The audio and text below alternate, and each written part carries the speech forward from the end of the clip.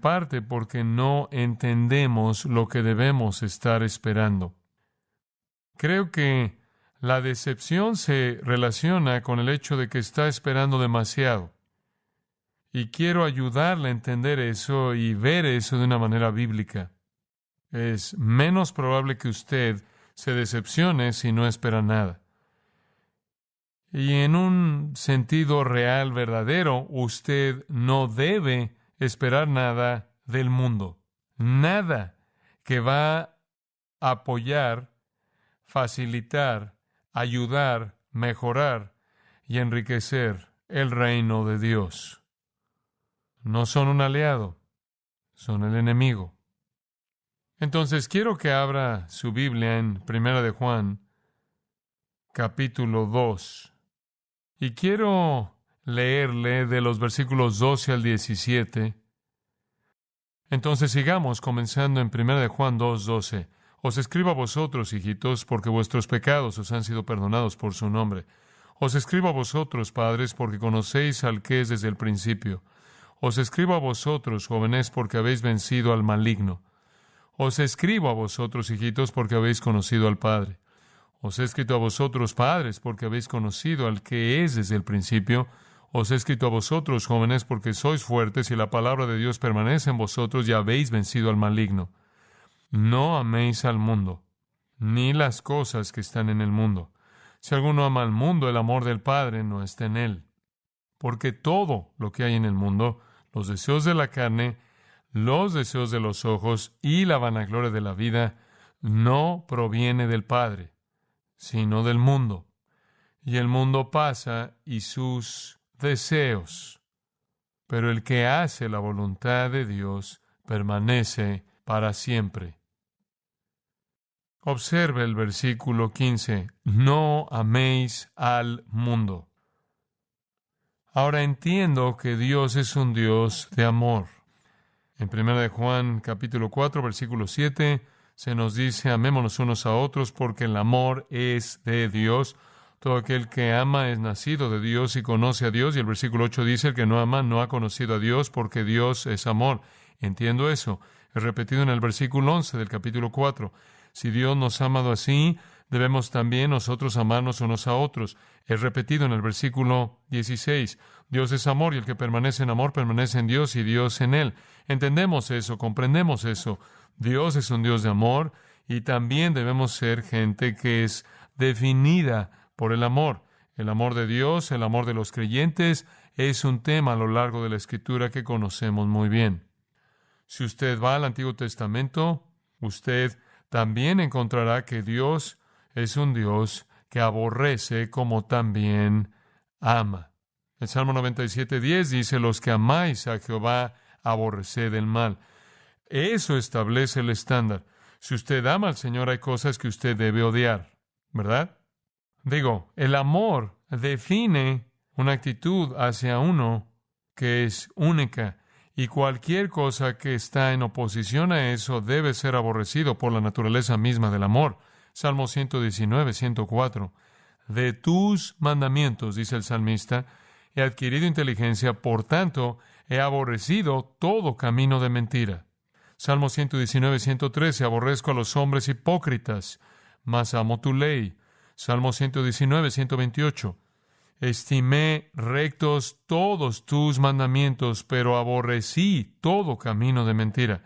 Y después de nuevo en ese mismo Salmo, versículo 163, la mentira aborrezco y abomino, tu ley amo.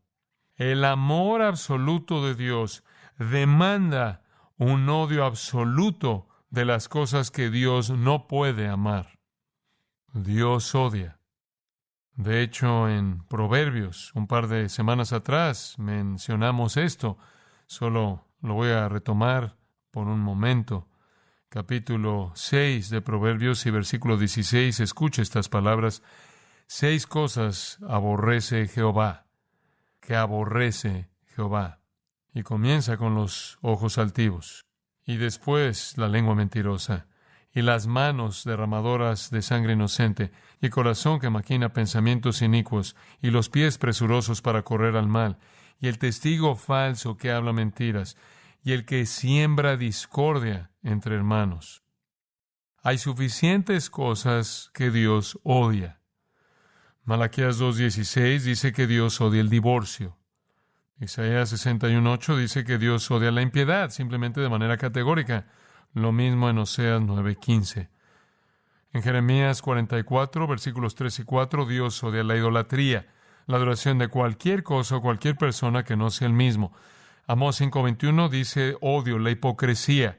Apocalipsis 2, Dios odia la religión falsa. Dios es un Dios de amor, lo cual demanda que Él odie cualquier cosa que se oponga a esas cosas que Él ama. Entre más ama usted a Dios, más odia usted las cosas que lo deshonran. Entre más ama usted a Dios, más odia usted esas cosas que se oponen a Él. Entre más ama usted a Dios, más odia usted esas cosas que blasfeman su nombre. Somos llamados a amar, pero también somos llamados a no amar. Regrese al versículo 15 de 1 de Juan 2. No améis al mundo, ni las cosas que están en el mundo. Este es el amor que Dios odia, que Juan quiere que entendamos. Sí, debemos ser definidos por amar a Dios. Regresa al capítulo 2, versículo 5. El que guarda su palabra, eso es obediencia. En este verdaderamente el amor de Dios se ha perfeccionado. Por esto sabemos que estamos en Él. Entonces debemos amar a Dios. Versículo 10. Debemos amarnos unos a otros. El que ama a su hermano permanece en la luz. Sí, debemos amar a Dios. Sí, debemos amarnos unos a otros. Pero también hay un negativo. No debemos amar el mundo. Ahí no es donde debe estar nuestro cariño. Si usted regresa a 1 de Juan, capítulo 4, y versículo 4, hijitos, vosotros sois de Dios y los habéis vencido, porque mayor es el que está en vosotros que el que está en el mundo. Lo cual quiere decir que hay una persona en usted y hay una persona diferente en el mundo, y sabemos quiénes son estas personas. En usted está el Espíritu Santo, en el mundo está Satanás. Los que son del mundo hablan del mundo, y el mundo los oye. Nosotros somos de Dios. El que conoce a Dios nos oye. El que no es de Dios no nos oye. En esto conocemos el espíritu de verdad y el espíritu de error. El espíritu de verdad es el Espíritu Santo, el espíritu de error, Satanás y todos sus sirvientes. Entonces, hay una distinción clara en los reinos. Hablamos de esto meses atrás. El reino de las tinieblas y el reino de la luz no comparten una plataforma en común. En el capítulo 5, Juan dice en el versículo 4, todo lo que es nacido de Dios vence al mundo. Y esta es la victoria que ha vencido al mundo, nuestra fe. ¿Y quién es el que vence al mundo? Sino el que cree que Jesús es el Hijo de Dios. Hemos vencido al mundo. Somos distintos del mundo. El mundo no nos escucha. No podemos esperar o opinar en el mundo y hacer que hagan lo que nosotros pensamos que deben hacer. Con toda la fuerza política que los, entre comillas, cristianos de a la derecha puedan querer acumular, el mundo, por definición, pertenece a Satanás y no escucha la verdad. No somos del mundo, hemos sido librados del mundo, del reino de las tinieblas al reino del amado Hijo de Dios. Todo eso para decir que no debemos esperar nada del mundo. Si nos concede, ocasionalmente o incluso por un tiempo en la historia, cierta medida de respeto,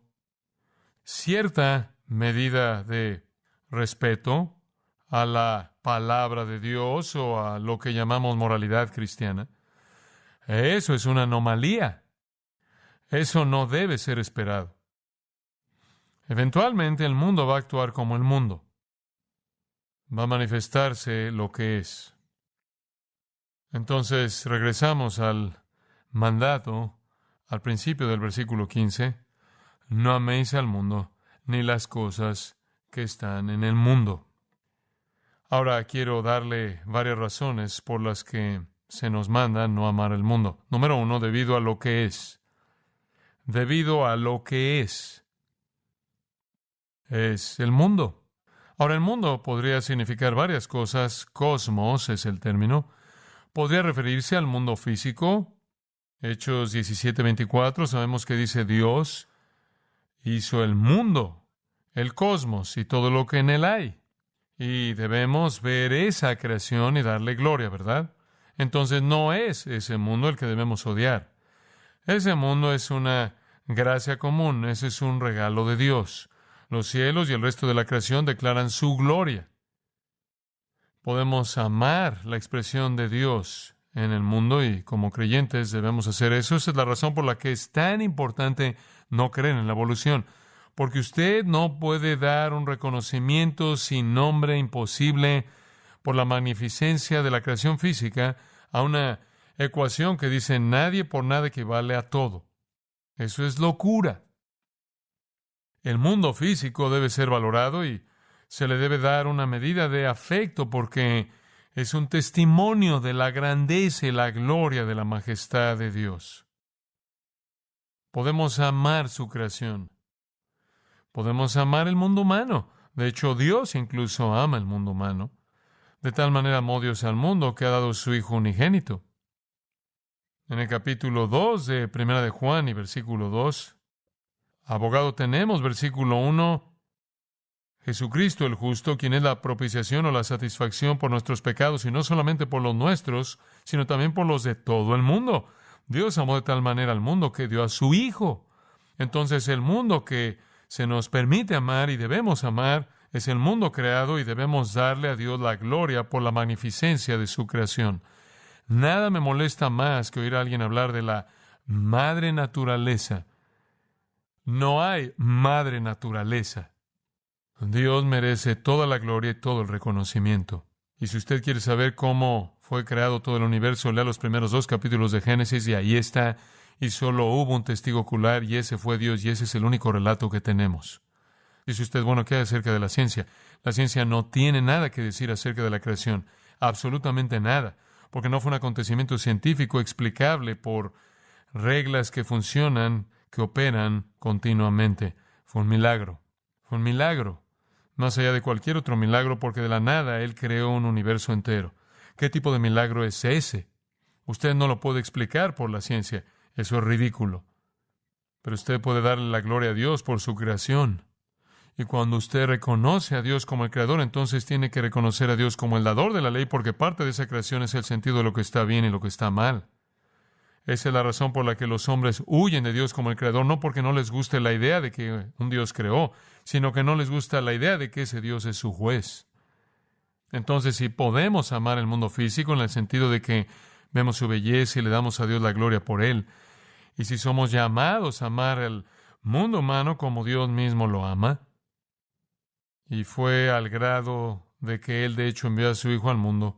Juan 1:10, en el mundo estaba, y el mundo por Él fue hecho, pero el mundo no le conoció. Él vino al mundo que Él amó. Debemos seguir ese patrón. Él vino porque Él amó, y también debemos amar ese mundo de humanidad. Entonces, ¿cuál es el mundo que debemos odiar? No es el mundo creado, no es el mundo humano, es el sistema espiritual de maldad que opera en la esfera física. Es el sistema de maldad que se opone a Dios. Ese es un mundo en sí mismo. Y usamos el término mundo de esa manera aún en español. Podría decir yo el mundo y usted podría pensar que me refiero al planeta, yo podría decir el mundo y usted podría pensar que me refiero a la población, o yo podría decir el mundo y usted podría pensar que me refiero al mundo de los deportes, o al mundo de la economía, o al mundo de la educación. Simplemente significa un sistema, un cosmos, a diferencia de un caos. Un caos es desorden, un cosmos es orden. Algún tipo de sistema ordenado. Hay un sistema físico, hay un sistema humano y hay un sistema de maldad pecaminoso satánicamente dominado. Escuchen las palabras de nuestro Señor en Juan 15:18. Si el mundo os aborrece, sabed que a mí me ha aborrecido antes que a vosotros. Si fuerais del mundo, el mundo amaría lo suyo.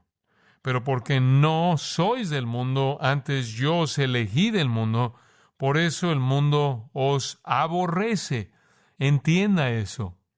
Usted está comenzando con la suposición equivocada si usted piensa que puede hacer que el mundo lo ame a usted o que admire las sugerencias que usted hace para cómo deben operar ellos. En la oración sumo sacerdotal de Jesús, en Juan 17, versículo 14, Él dijo, yo les he dado tu palabra, hablando de los apóstoles, y el mundo los aborreció, porque no son del mundo como tampoco yo soy del mundo. Entonces lo que Juan nos está diciendo es, no pueden amar el mundo debido a lo que es. Es un sistema de maldad completamente opuesto a todo lo que Dios desea. Usamos la palabra mundo de esa manera. Así lo hace Juan. Juan dice en el capítulo 5 de 1 de Juan, versículo 19, realmente una afirmación amplia, sorprendente. Sabemos que somos de Dios. Y el mundo entero está en el maligno. ¿Quién está a cargo del mundo? El sistema, el maligno.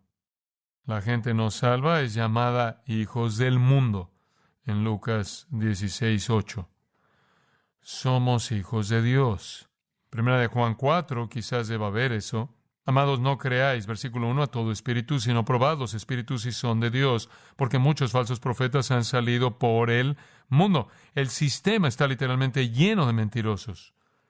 En esto conoced el Espíritu de Dios, todo espíritu que confiesa que Jesucristo ha venido en carne es de Dios, y todo espíritu que no confiesa que Jesucristo ha venido en carne no es de Dios, y este es el espíritu del anticristo, el cual vosotros habéis oído que viene, y que ahora ya está en el mundo.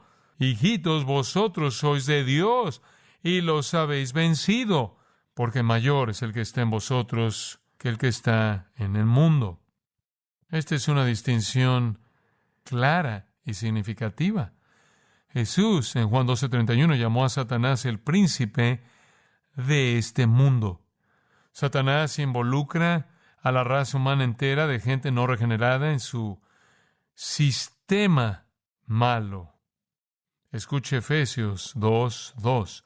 Antes de que usted fuera salvo, usted estaba operando, versículo 2, conforme al príncipe de la potestad del aire, el espíritu que ahora opera en los hijos de desobediencia. Usted estaba viviendo en los deseos de su carne, haciendo la voluntad de la carne y de los pensamientos, y era por naturaleza hijo de ira, lo mismo que los demás.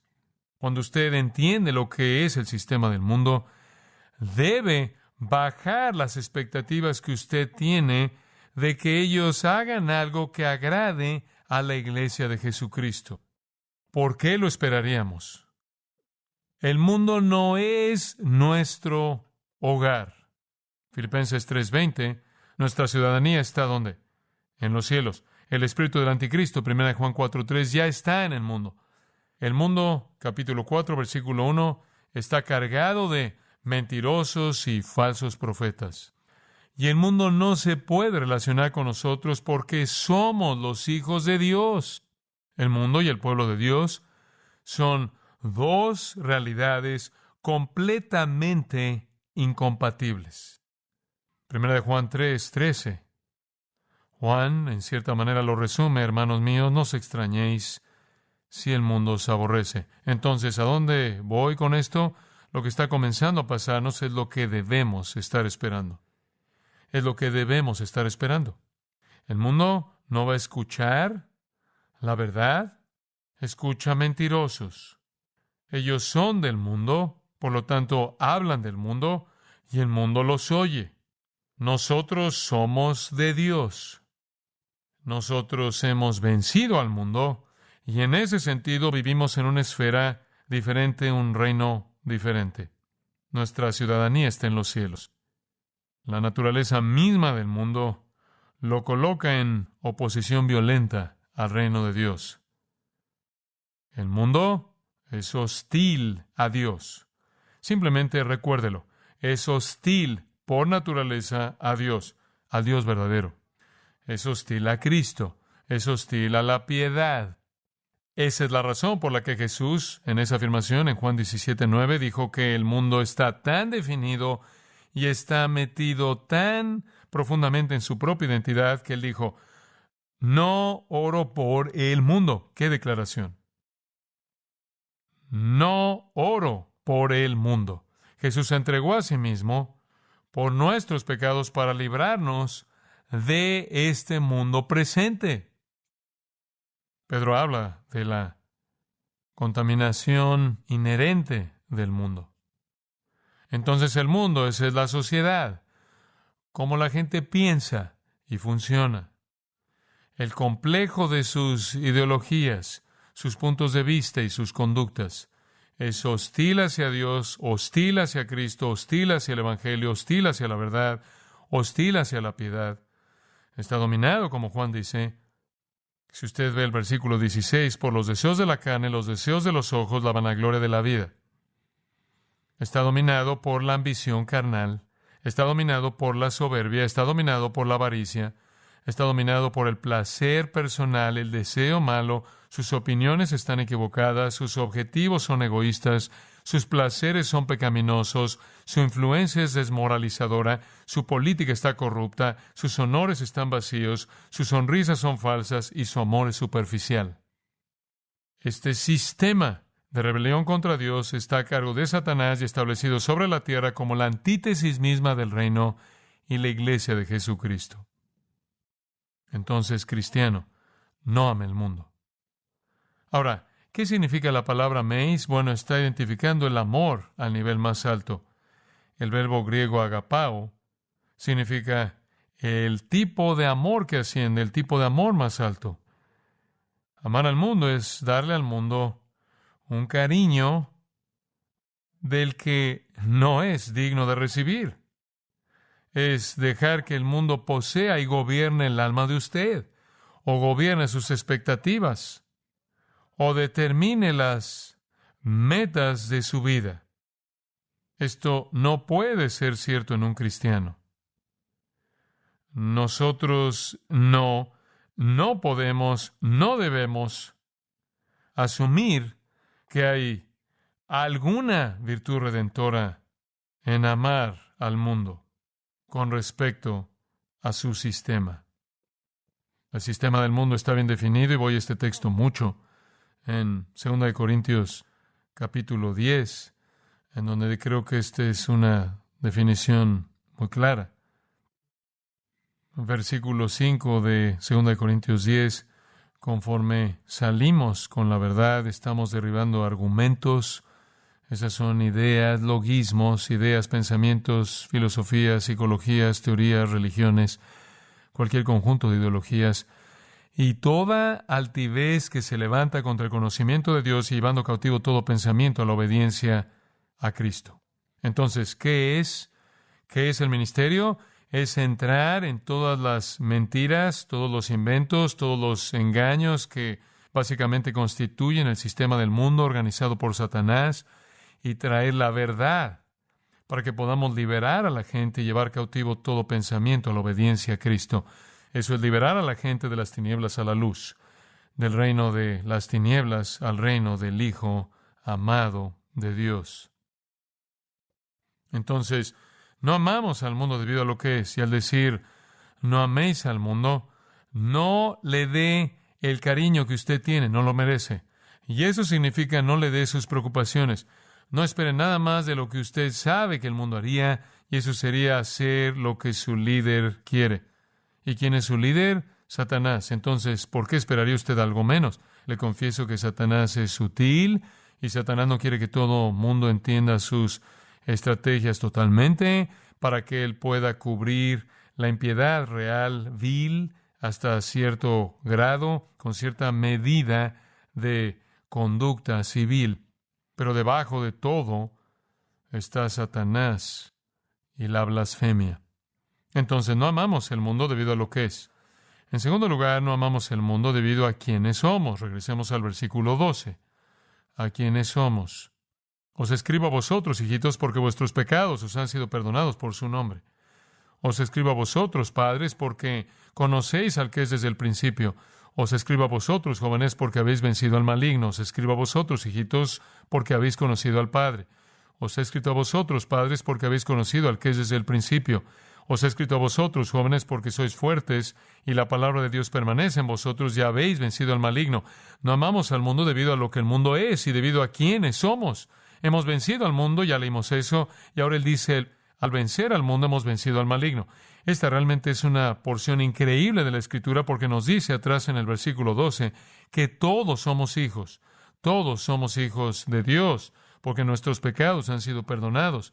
Eso nos fue dado, ese regalo de perdón y redención y justificación, y junto con eso vino la adopción, y nos volvimos los hijos de Dios por adopción, como también regeneración. Entonces, somos hijos de Dios totalmente, ya no somos hijos del diablo, a los que Jesús se refirió en Juan 8. Ahora, como hijos de Dios, estamos en tres categorías. Véanlas ahí. Hay padres, hay jóvenes y hay hijitos. Entonces, en el versículo 13, él habla de padres al final del versículo, y después él habla de niños apenas antes de eso, y se refiere a los jóvenes. En el versículo 14, él habla de padres y jóvenes. Permítame resumirlo de esta manera, es bastante simple. Como cristianos, todos somos hijos de Dios, algunos de nosotros somos infantes. Y ese es el punto que le está presentando al final del versículo 13. Os escribo a vosotros, hijitos, porque habéis conocido al Padre. Eso es papi espiritual. Algunos de nosotros somos creyentes nuevos y solo conocemos al Padre. No conocemos mucho más fuera del Padre. Usted sabe que ha sido regenerado, nacido de nuevo. Dios es su Padre, Cristo es su Salvador y Redentor. Usted no conoce mucho más que eso. Usted tiene mucha vulnerabilidad. ¿Por qué? Porque los niños tienden a ser llevados ¿de qué? Todo viento de doctrina. Porque usted no tiene la fuerza para protegerse a sí mismo, no tiene el discernimiento. Entonces es fácil para los niños ser arrastrados en alguna forma falsa de cristianismo, alguna forma débil de cristianismo, y hay estos lugares grandes llamados megaiglesias en donde usted tiene en muchos casos a niños muy, muy débiles que han venido a Cristo y que están en la familia de Dios, pero carecen de discernimiento, y entonces son llevados por todo viento de doctrina que sopla, y son como un niño arrastrándose en el suelo que se mete todo a la boca. Usted debe salir de esa etapa lo más rápido posible, y esa es la razón por la que usted está aquí. No sé de dónde salió eso, gracias. Después él dice, os escribo a vosotros jóvenes, cuando usted se vuelve un joven espiritual, en el versículo 13 dice, usted ha vencido al maligno. ¿Quieres decir que como creyente puedo llegar a un punto en el que he vencido al maligno? Sí. ¿Qué significa eso? No significa que usted nunca va a pecar, porque el pecado viene de su naturaleza caída, pero lo que significa es que llega un punto en el que usted ya no es engañado por doctrina falsa. Eso es lo que dice en el versículo 14. Los jóvenes son fuertes, porque la palabra de Dios permanece en vosotros. Muy bien, conforme usted va de ser un infante metiéndose toda la boca, llevado por doquier, por todo viento de doctrina, a ser un joven espiritual, significa que ahora usted entiende la verdad y puede defenderse a sí mismo contra las mentiras de Satanás. Usted repentinamente no va a meterse en una secta, porque usted es fuerte en la palabra. Y usted ha vencido al maligno en el sentido de que el maligno opera como un mentiroso, ¿verdad? Y un engañador. Y todos sus agentes son mentirosos y engañadores, Pablo dice. Entonces usted puede alcanzar un punto en su vida espiritual en el que su doctrina es sana y puede defenderse a sí mismo y protegerse a sí mismo. Y eso es lo que es ser un joven espiritual fuerte. Y después usted ama la doctrina sana y usted quiere pelear contra las sectas porque usted entiende la verdad. Y usted ya no es vulnerable a las mentiras de ellos. Pero ese no es el final del patrón espiritual. Él dice, versículo 14, os he escrito a vosotros, padres, porque habéis conocido al que es desde el principio. ¿Qué es eso?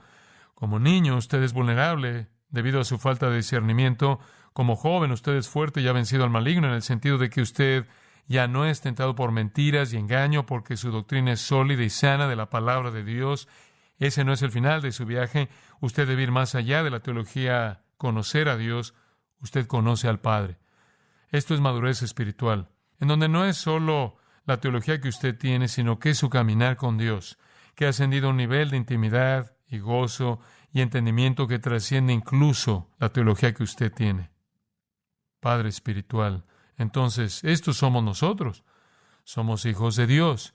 Algunos de nosotros somos bebés y algunos de nosotros somos jóvenes espirituales que hemos vencido al maligno y algunos de nosotros somos padres espirituales. Me encanta esta frase, que habéis conocido al que es desde el principio. Usted tiene un entendimiento de las realidades del Dios eterno y su naturaleza.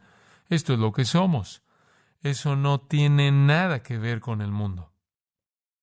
Ninguno de los que son definidos en esos versículos como parte de esa familia podría amar al mundo. ¿Cómo podría usted amar al mundo? No es posible. Y esa es la razón por la que dice, de regreso al versículo 15, no améis al mundo ni las cosas que están en el mundo. Si alguno ama al mundo, el amor del Padre no está en él. Si el amor del Padre está en usted, usted no puede amar al mundo. Pero parece como que somos engañados al esperar más del mundo de lo que deberíamos esperar. Ellos simplemente se están conduciendo exactamente de la manera en la que las Escrituras esperan que se conduzcan. Estamos en la familia de Dios. No amamos el mundo ni las cosas en el mundo. Si alguno ama al mundo, el amor del Padre no está en él. Esto es totalmente inconsistente con ser un cristiano. Entonces usted se pregunta a sí mismo, ¿cómo sé si soy un creyente verdadero? Si usted anhela cualquier libro más que la palabra de Dios, si usted ama cualquier canción más que las que dan honor a Cristo, si usted ama cierta gente más que a los creyentes, cualquier comunión más que a la iglesia, si usted ama cualquier actividad que la adoración, si usted ama cualquier esfuerzo más que el servicio a Cristo, si usted busca cualquier recompensa más que bien, buen siervo y fiel, entonces usted está siendo engañado. Esa es la razón por la que Pablo dice, poned la mira en las cosas de arriba, ¿verdad? Colosenses 3.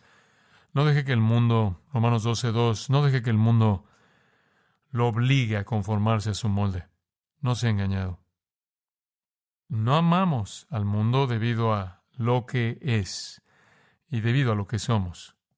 En tercer lugar, no amamos al mundo debido a lo que hace. Y escarbemos en mayor profundidad. ¿Qué hace? Incita a pecar. Está diseñado de esa manera. Está diseñado de esa manera por su líder, Satanás. Y el versículo 16 lo presenta de manera clara. Porque todo lo que hay en el mundo, esta es una declaración completa, cubre todo lo que hay en el mundo, los deseos de la carne, los deseos de los ojos y la vanagloria de la vida, no proviene del Padre, sino del mundo. Entonces, ¿qué son los deseos de la carne, los deseos de los ojos y la vanagloria de la vida? Simplemente son las categorías en las que el mundo busca tentarlo a usted. Esto es lo que el mundo hace. El cristiano habitualmente no va a amar al mundo, porque se opone a Dios y está diseñado para tentarlo a usted. Está diseñado para tentarlo hacia la pornografía, la inmoralidad, las mentiras, el engaño, el odio racial, dígalo lo que sea, división. Simplemente quiere incitarlo a usted. Se opone a Dios, genera pecado. Es tan imposible para el amor del mundo coexistir con el amor a Dios, tan imposible como es para la luz coexistir con la oscuridad.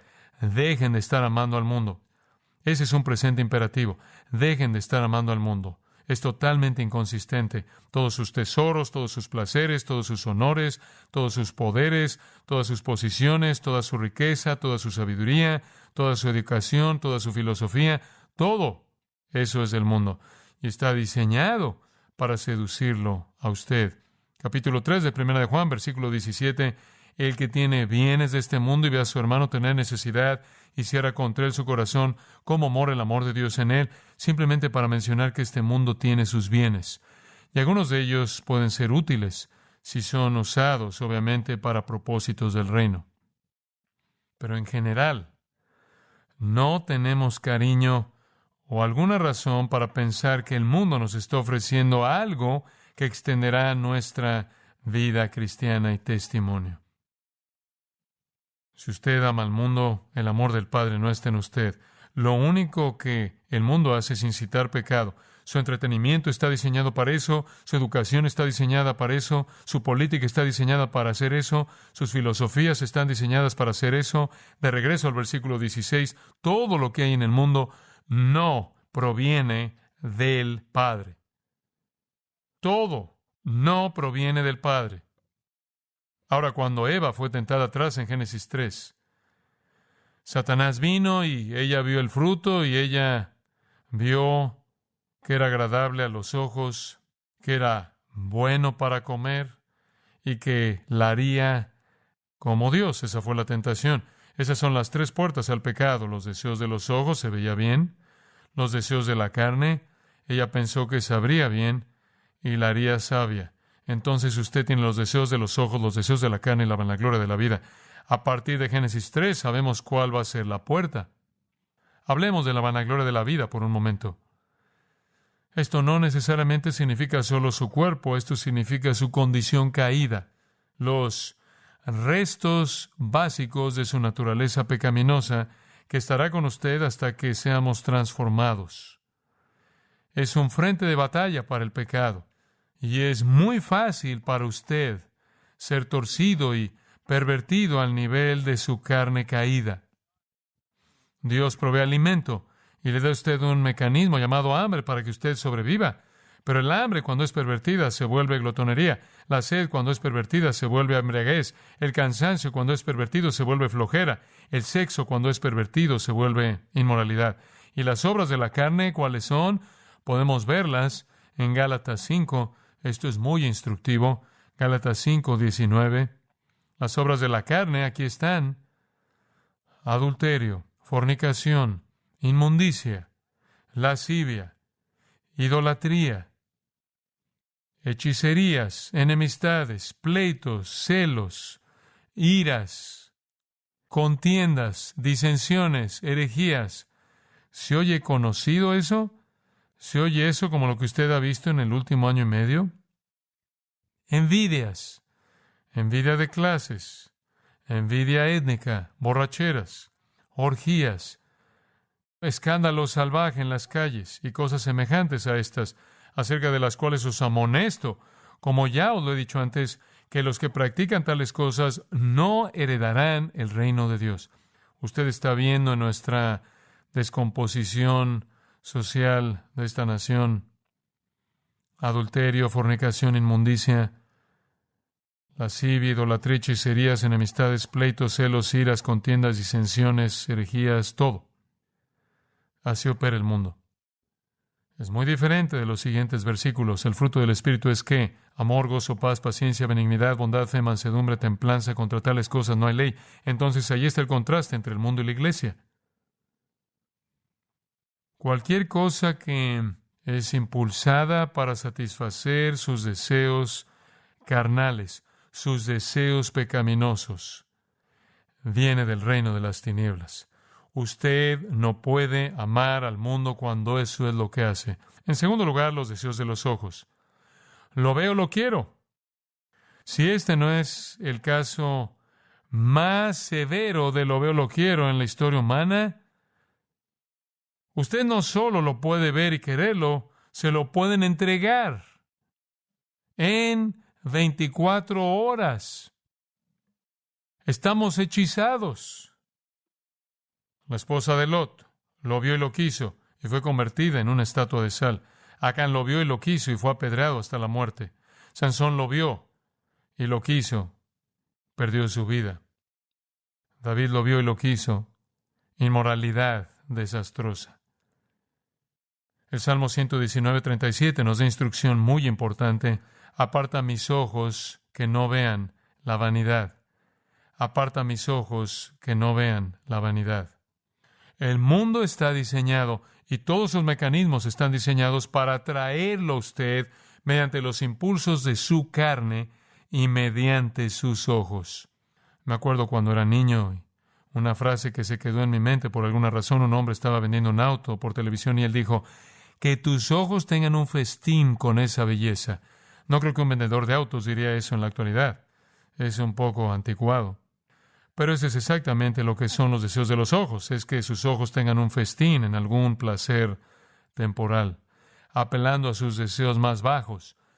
Los deseos de los ojos podrían ser un poco más aceptables y un poco más sofisticados que los deseos de la carne. Pero usted puede ser seducido por lo que ve, y lo que ve pronto puede ir de ser los deseos de los ojos a ser los deseos de la carne. En tercer lugar, la vanagloria de la vida, vanagloria lasonea.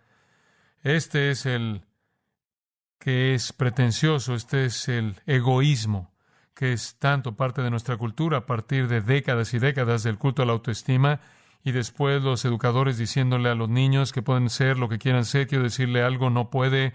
Si usted es lento, va a morir lento. Si es torpe, va a morir torpe. Si usted no puede con las matemáticas, usted va a morir sin poder con las matemáticas. Usted no puede hacer lo que quiere hacer. Siento decirle eso. Sé que eso es una decepción terrible. Pero ese tipo de mentiras convierten a la gente en dementes tratando de alcanzar algo para su propia exaltación, que está en una categoría que no es realista. La vanagloria de la vida toca toda área de la vida. ¿Quiere usted tener una vida que sea vista? ¿Quiere presumir su vida? ¿Acaso la Internet alimenta eso? ¿Acaso las redes sociales alimentan eso? La soberbia destruye todo porque menosprecia al resto de la gente. Destruye todas las relaciones porque las relaciones solo sobreviven cuando la gente es abnegada. Entonces hay tres manantiales de maldad en el sistema del mundo: sensualidad, avaricia y soberbia. La sensualidad es la corrupción de la parte más baja del ser humano, la gratificación ilícita de sus deseos corporales. La avaricia es la corrupción de una parte más alta, una corrupción de una valoración legítima de la belleza, que se vuelve un abuso ilegítimo. La soberbia es la corrupción incluso de la parte más alta del hombre, su ser mismo.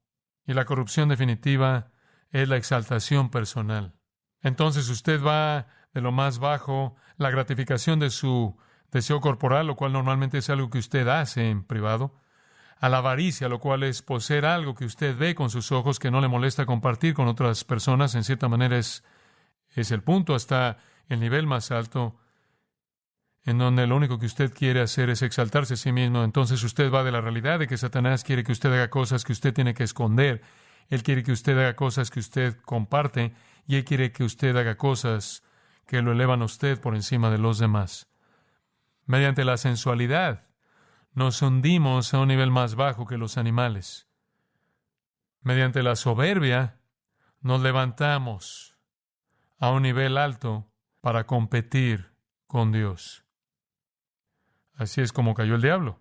Él fue levantado con soberbia. Escuche, esto es lo que el mundo hace. Esto es lo que hace. Entonces no amamos al mundo debido a lo que es. Es el reino de Satanás. Debido a quienes somos, estamos en la familia de Dios. Somos la familia de Dios. Debido a lo que hace, nos seduce a pecar. Y un punto final. No amamos al mundo debido a dónde va. Versículo 17. Algunos de ustedes están diciendo: no puedo esperar para la próxima elección. Le tengo noticias, no va a ser nada diferente. Todavía es el mundo. Entonces, esto es lo que usted debería estar buscando. El mundo pasa. Y cuando se vaya, sus deseos se van también. No enganche su vagón a eso. Esa es una estrategia de pérdida. Esa es una estrategia de pérdida. ¿Por qué? ¿Por qué desperdiciar su energía cuando el mundo está pasando? Paragetai. Se está desintegrando. Se está desmoronando. Está en proceso de disolución porque está podrido de arriba abajo, de lado a lado, del frente hacia atrás. Se va a autodestruir porque el principio de muerte está en operación completa en todo punto posible. Conlleva dentro de sí su propia destrucción. Y después usted le añade la destrucción que Dios traerá. Segunda de Tesalonicenses, capítulo 2, describe esa destrucción. Vendrá un tiempo cuando el Señor venga y Él va a destruir, claro, al anticristo con el espíritu de su boca, capítulo 2, versículo 8, con el resplandor de su venida, inicuo, cuyo advenimiento es por obra de Satanás, con gran poder y señales y prodigios mentirosos, y con todo engaño de iniquidad para los que se pierden por cuanto no recibieron el amor de la verdad para ser salvos. Por eso Dios les envía un poder engañoso para que crean la mentira. ¿Se oye conocido? A fin de que sean condenados todos los que no creyeron a la verdad, sino que se complacieron en la injusticia. El Señor está por venir. El capítulo 1 describe cómo se va a ver eso. Cuando, versículo 8 del capítulo 1, versículo 7, se manifiesta el Señor Jesús desde el cielo con los ángeles de su poder en llama de fuego para dar retribución a los que no conocieron a Dios, ni obedecen al Evangelio de nuestro Señor Jesucristo, los cuales sufrirán pena de eterna perdición, excluidos de la presencia del Señor y de la gloria de su poder, cuando venga en aquel día para ser glorificado en sus santos y ser admirado en todos los que creyeron. Estamos esperando que Él venga. Y este mundo está en proceso de desintegración. Pedro nos da incluso más detalles. Segunda de Pedro, capítulo 3, versículo 10. El día del Señor vendrá como ladrón en la noche, en el cual los cielos pasarán con grande estruendo, y los elementos ardiendo serán deshechos, y la tierra y las obras que en ella hay serán quemadas. No solo será juzgado el sistema debido a que la gente no cree, como Pablo le dijo a los tesalonicenses, sino que la creación misma va a dejar de existir. Va a dejar de lo que usted tiene en 2 de Pedro 3:10 es una implosión. Usted tiene una decreación. Usted tiene literalmente un evento atómico por el poder de Dios que termina con el universo dejando de existir completamente. Dice usted, bueno, entonces, ¿qué? Versículo 13, cielos nuevos y tierra nueva, en los cuales